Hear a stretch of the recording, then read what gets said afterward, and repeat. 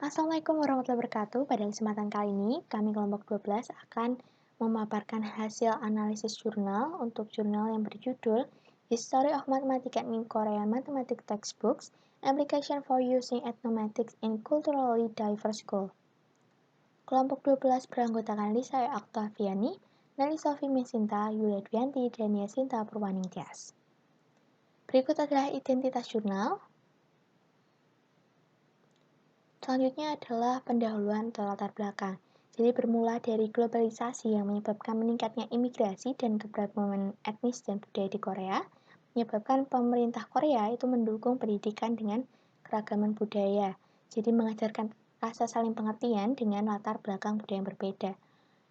Maka, kurikulum nasional matematika di Korea itu juga menyatakan bahwa salah satu tujuan pendidikan adalah matematika. Sekolah mendukung siswa bertumbuh dengan kompetensi multikultural. Namun, penelitian juga menunjukkan bahwa siswa dari keluarga imigran memiliki kinerja yang lebih rendah dan tingkat putus sekolah juga lebih tinggi dibandingkan kelompok siswa yang berasal dari asli Korea. Kesenjangan kinerja terus bertambah ketika mereka naik kelas ke yang lebih tinggi. Oleh karena itu, perlu dipertimbangkan kembali, apakah sekolah Korea ini merupakan tempat yang adil untuk memberdayakan semua siswa, terutama prestasi di bidang matematika.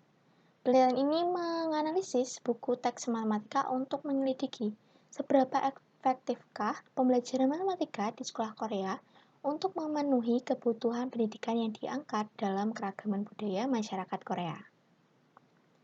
Dalam landasan teori, matematika sekolah Korea ini mengejar kompetensi multikultural siswa sebagai tujuan pendidikan. Jadi peneliti akan menyelidiki seberapa efektif buku teks matematika Korea saat ini dalam menggunakan sejarah matematika untuk mengatasi masalah keragaman dan kesetaraan Korea. Nah, peneliti menyoroti pentingnya sejarah matematika di luar peran untuk bantuan pengajaran dan pembelajaran matematika. Sejarah matematika ini cocok untuk pendidikan matematika yang responsif terhadap keragaman budaya. Janke juga mengartikulasikan bahwa sejarah matematika itu dapat memberi kontribusi pada pendidikan matematika dengan 3 cara. Yang pertama, menempatkan objek matematika dengan satu kontinum sejarah untuk menunjukkan evolusinya sebagai suatu budaya. Yang kedua, integrasi sejarah mengarah pada konseptualisasi matematika sebagai aktivitas intelektual manusia daripada sebagai kumpulan pengetahuan. Yang ketiga, sejarah menata ulang dan mengarahkan kembali perspektif siswa pada matematika dengan menantang persepsi tentang hal yang familiar. Nah, untuk metode penelitian, peneliti itu mengidentifikasi 2 dimensi, yaitu dimensi asal dan dimensi konten. Nah, peneliti ini mengadaptasi 2 dimensi ini untuk menganalisis awal buku teks untuk mengidentifikasi subkategori setiap dimensi. Nah, untuk dimensi asal sendiri berkaitan dengan sejarah siapa yang masuk dalam buku teks. Yang dimensi konten itu berkaitan dengan jenis konten yang diadaptasi dari sejarah matematika. Nah, untuk dimensi asal ini terbagi menjadi 3 subkategori. Yang pertama, penggunaan sejarah matematika Eropa. Ini mengacu pada etnomatematika yang secara budaya dan historis dihasilkan oleh komunitas Eropa termasuk institusi akademi di Eropa. Nah, sedangkan yang non-Eropa ini mengacu pada matematika yang dihasilkan kelompok budaya di luar lembaga matematika Eropa. Yang ketiga adalah penggunaan sejarah etnomatematika yang beragam untuk koneksi multikultural. Nah, untuk dimensi konten sendiri terbagi menjadi 4 subkategori. Yang pertama adalah C1, jadi kasus yang menggunakan sejarah anekdot, sejarah matematika sebagai anekdot. Nah, itu kasus yang menggunakan sejarah matematika sebagai anekdot itu misalnya buku teks hanya memperkenalkan file episode seorang ahli matematika sejarah, masalah sejarah, atau sastra. Jadi tidak menguraikan makna historis atau matematis dari kasus sejarah tertentu. Nah, untuk C2 itu kasus yang menyajikan solusi atau strategi yang diberikan oleh masalah sejarah matematika.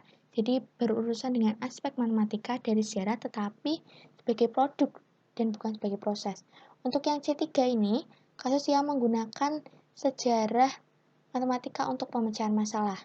Untuk C4, ini kasus yang menggunakan sejarah matematika untuk membina seorang siswa dengan penjelasan matematis, interpretasi, pembenaran, perbandingan, pembuatan dugaan untuk membangunnya ide matematisnya sendiri. Nah, untuk pembahasan, untuk sudut pandang dimensi konten terdapat beberapa data. Yang pertama untuk kasus C1 ini memiliki data 77,54%, untuk kasus C2 6,31%, untuk kasus C3 11,58%, untuk kasus 4 4,56%. Nah, untuk kasus C1 ini menunjukkan bahwa paling banyak ditemukan di buku teks. Jadi memasukkan kasus yang berhubungan dengan sejarah sebagai anekdot tanpa mengemukakan makna matematis atau historisnya. Jadi bisa dibilang tidak efektif mengintegrasikan sejarah matematika untuk pembelajaran matematika yang bermakna bagi siswa. Untuk kasus C2 ini dilihat sebagai penggunaan anekdot sejarah matematika. Jadi dapat dilihat dengan memperkenalkan prosedur yang digunakan Eratosthenes untuk mencari bilangan prima. Nah, jenis kegiatan ini mendorong siswa untuk mempertimbangkan kembali definisi bilangan prima dan bilangan komposit dan menerapkannya untuk menjelaskan relevansi matematis dari prosedur. Untuk kasus C4 dan kasus C3, ini membantu siswa berpikir matematis untuk menambahkan pertanyaan tindak lanjut untuk mendorong siswa aktif dalam belajar matematika seperti pemecahan masalah, penjelasan matematika, interpretasi, pembenaran, atau perbandingan.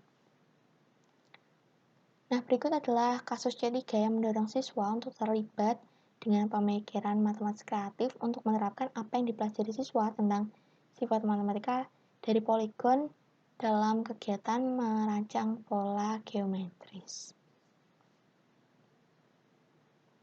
Nah, selanjutnya menuju pembahasan dari sudut pandang dimensi asal. Nah, dari dimensi asal ini kita juga dapat data. Yang pertama untuk sejarah matematika Eropa itu 67,02%, untuk non-Eropa 21,75%, untuk multikultural itu 11,22%. Nah, ini dapat dilihat yang paling muncul adalah yang Eropa. Jadi, ini berarti buku teks matematika Korea itu sangat Eurosentris. Dengan demikian dapat dikatakan buku teks ini mengadaptasi materi sejarah dari kelompok budaya yang beragam. Namun ketika memperkenalkan sejarah matematika yang diproduksi dari kelompok non-Eropa, sering mengabaikan epistemologi budaya kelompok tersebut.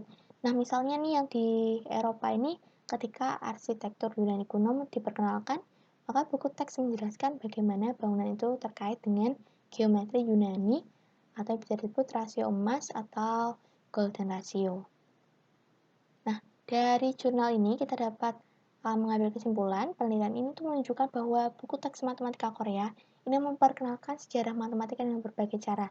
Namun sayangnya analisis peneliti juga menunjukkan bahwa perlu menemukan cara untuk menyajikan sejarah matematika untuk mendorong siswa lebih terlibat dalam fungsi kognitif yang lebih tinggi, seperti menafsirkan, menyimpulkan, membenarkan, mengkomunikasikan, dan berpikir kritis.